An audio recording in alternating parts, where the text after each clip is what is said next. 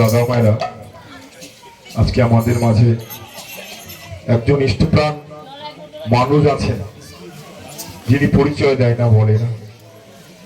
তাকে আমি অনুরোধ করে বলবো 5 মিনিট সদ্য অর্জুন দা আপনার ঠাকুরকে ধরে আপনার জীবনের যে পাওয়া, ঠাকুর বলছেন এটা গোপন রাখতে নেই, তাই আপনি অতটুকুই বলবেন। তিনি শুধু সৎসঙ্গী নন, তিনি কিন্তু একজন শিক্ষক ও সমাজে